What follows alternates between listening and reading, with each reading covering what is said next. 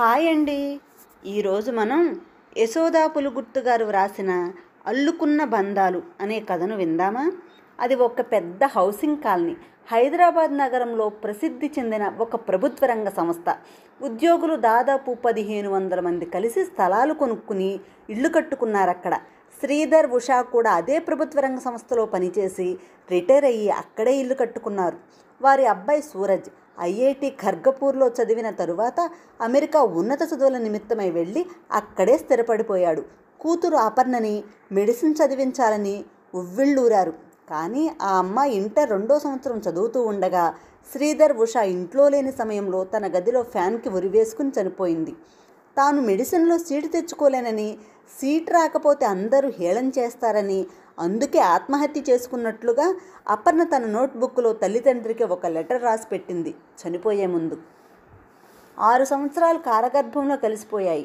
అపర్ణ మరణం వారిని తీవ్ర ఆవేదనకు గురి చేసిన కాలక్రమేణా వారి ఆలోచనలు, ఆశయాలన్నింటినీ సూరజ్పై పెట్టుకుని రోజులు వెళ్లతీస్తుండగా గోరు చుట్టు మీద రోకలిపోటులాగా సూరజ్ అమెరికాలో ఒక అమెరికన్ అమ్మాయిని పెళ్లి చేసుకున్నానని చెప్పడంతో ఇద్దరు నిర్విళ్ళయ్యారు.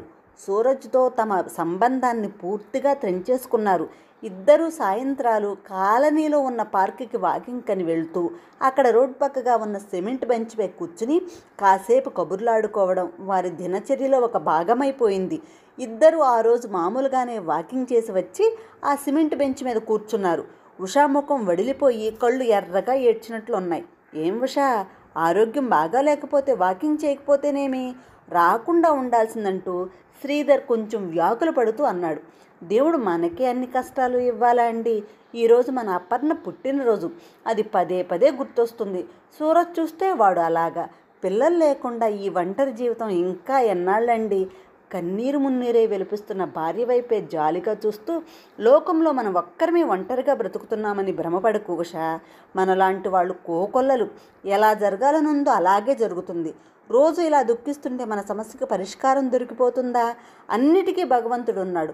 బాధపడకంటూ శ్రీధర్ అనునయిస్తున్నాడు. అదే సమయంలో ఒక 22-23 సంవత్సరాల అమ్మాయి ఆ పార్క్ రోడ్డు మీద నడుస్తూ వీళ్ళు కూర్చున్న సిమెంట్ బెంచ్ వద్దకు వచ్చి ఆగిందో క్షణం. వీరిరువురిని చూస్తూ చిరునవ్వుతో నమస్తే అంకుల్, నమస్తే ఆంటీ అంటూ విష్ చేసింది. ఎవరమ్మాయివమ్మా, మాతో ఏదైనా పని ఉందా అని అడిగాడు శ్రీధర్. అవును అంకుల్, నాకు ఇల్లు అద్దెకు కావాలి. ఇక్కడ ఏమైనా పోర్షన్లు ఖాళీగా ఉన్నాయా? మీకేమైనా తెలుసా? మా ఇంట్లో ఖాళీగా ఉందమ్మా. ఇంతకీ నీవెవరు అంటూ ప్రశ్నించాడు. నా పేరు అవంతి అంకుల్. నాతో మా అమ్మ, చెల్లి ఉంటారు. మా నాన్నగారు చనిపోయి 5 సంవత్సరాలయ్యింది. నాకు ఇక్కడే విద్యారణ్య హై స్కూల్లో మ్యాథ్స్ టీచర్గా జాబ్ వచ్చింది. ఇక్కడ ఇల్లు తీసుకుంటే మా స్కూల్కి వాకబుల్ డిస్టెన్స్ అని 2 రోజుల నుండి ఇల్లు వెతుకుతున్నాను. మేము మెహదీపట్నంలో ఉంటున్నాం. ఇల్లు దొరకగానే ఇక్కడకు మారిపోతాం అని చెప్తున్న అవంతికి మా ఇల్లు ఆ ప్రక్కనే, రా చూద్దువుగానంటూ వారింటికి తీసుకెళ్ళి ఖాళీగా ఉన్న పోర్షన్ చూపించాడు. అవంతికి ఆ ఇల్లు ఎంతగానో నచ్చింది. శ్రీధర్, ఉష ఆత్మీయత ఆ అమ్మాయిని ఎంతగానో ఆకట్టుకుంది. మంచి రోజు చూసుకుని వస్తామని ధన్యవాదాలు చెప్పి వెళ్ళిపోయింది. అసలు ఇన్నాళ్ళు ఆ పోర్షన్ ఖాళీగానే ఉంది. ఎవరికీ అద్దెకీ లేదు. ఆ అమ్మాయి అడిగేసరికి అసంకల్పితంగా ఉందని చెప్పేశాడు శ్రీధర్. అయినా లంకంత ఇల్లు 2 గదులు అద్దెకిచ్చేసినా వచ్చిన నష్టం అంటూ ఏమీ లేదు. చెప్పినట్లుగానే ఒక వారం తర్వాత అవంతి అమ్మ, చెల్లి ఆమనితో కలిసి ఆ పోర్షన్లోకి దిగిపోయింది. అవంతికి లక్కీగా మంచి స్కూల్లో టీచర్ జాబ్ వచ్చిందని, బీఎస్సీ పాస్ అయ్యాక బీఈడీ చేసిందని అవంతి తల్లి హైమావతి శ్రీధర్ దంపతులకు చెప్పింది. అన్నయ్య గారు, వదిన గారు అంటూ ఆత్మీయంగా పలకరిస్తూ ఆ కుటుంబంలో ఒక సభ్యురాలైపోయింది. ఇంకా అవంతి ఆమెని అయితే శ్రీధర్ ఇంట్లోనే తిరుగుతూ వారి ఒంటరితనాన్ని దూరం చేశారు. హైమావతి భర్త స్టేట్ గవర్నమెంట్ డిపార్ట్మెంట్లో పనిచేసిన మూలాన ఆయన తరపున పెన్షన్ కొంత ఈవిడకు వస్తుంది. చిన్న కూతురికి ఇంజనీరింగ్లో సీటు వచ్చి చదువులో పడితే మెల్లిగా అవంతికి పెళ్లి సంబంధాలు చూడాలని హైమావతి ఆలోచన.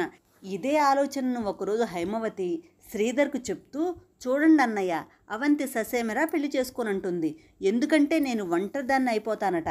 దానికి మీరు కాస్త నచ్చజెప్పండి.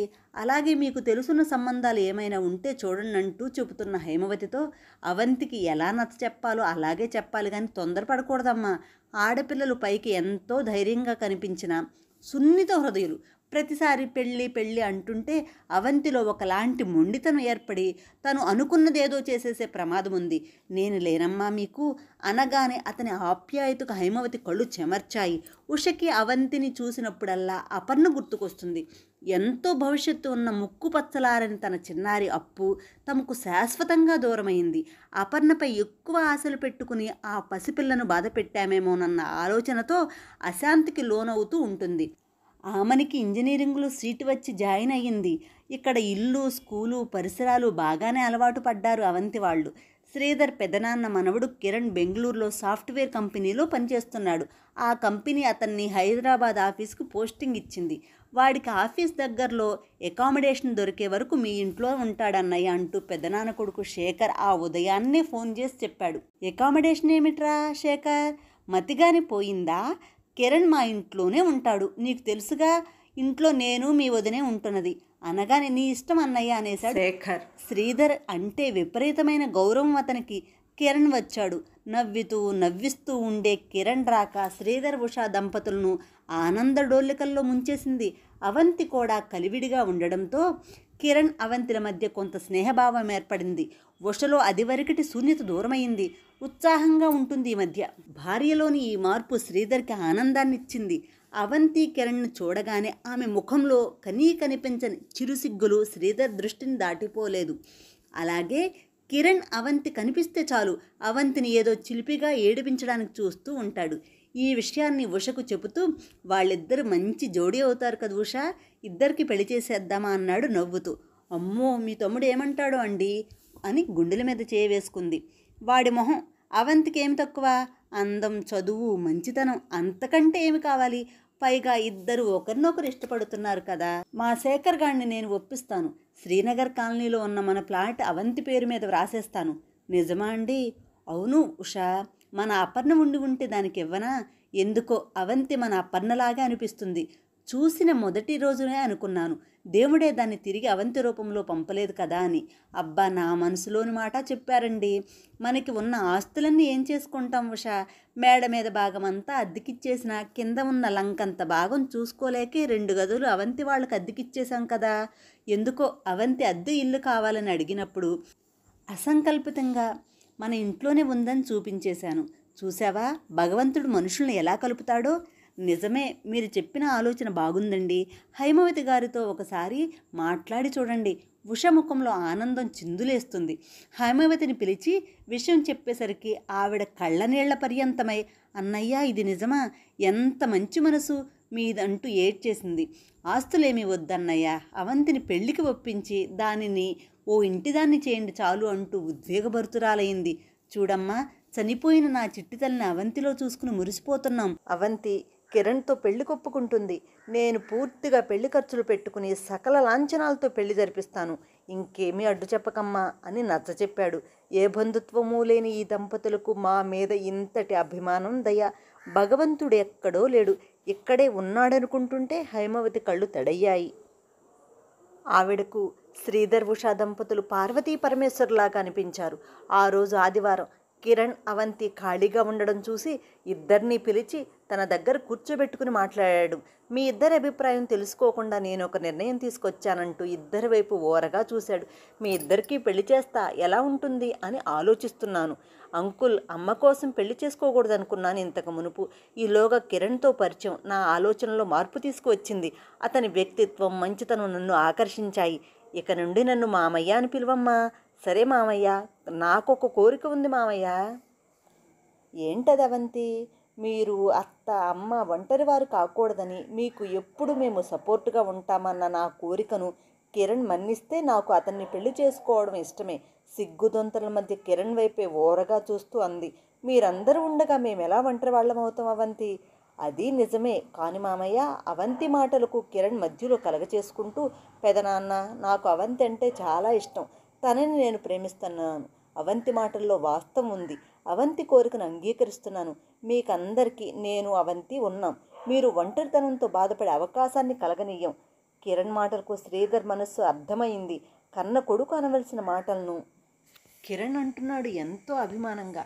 మనుషుల మధ్య అనుబంధాలు ఏర్పడాలంటే బంధుత్వాలే ఉండాలా? మలి వయసులో తమని చూసుకోవడానికి కడుపును పుట్టిన పిల్లలే ఉండాలని లేదు. మన మంచితనం చూపించే ప్రేమ కిరణ్, అవంతి లాంటి వాళ్ళనెందరినో మన దరికి చేరుస్తాయి. శ్రీధర్ మనసు పులకరించిపోయింది. శ్రీధర్ రాయ్పూర్లో ఉన్న తన తమ్ముడు శేఖర్తో వివరంగా మాట్లాడాడు. పెద్దవాడివి, మంచి చెడు నీకంటే నాకేమి తెలుసన్నయ్యా, కిరణ్ నీ కొడుకే అనుకో అంటూ సమాధానమిచ్చాడు. కిరణ్కి కూడా వాళ్ల నాన్నతో అవంతిని తాను ఇష్టపడుతున్నట్లుగా చెప్పాడు. అవంతి కిరణ్ల పెళ్లిలో అంతా తానే తిరిగి సొంత కూతురు పెళ్లి చేసినట్లుగా అన్నీ దగ్గరుండి జరిపించారు శ్రీధర్, ఉష. ఆనందంతో సంబరపడిపోతున్న ఉష కళ్ళల్లో 1000 మతాబుల వెలుగును చూస్తూ శ్రీధర్ మురిసిపోయాడు.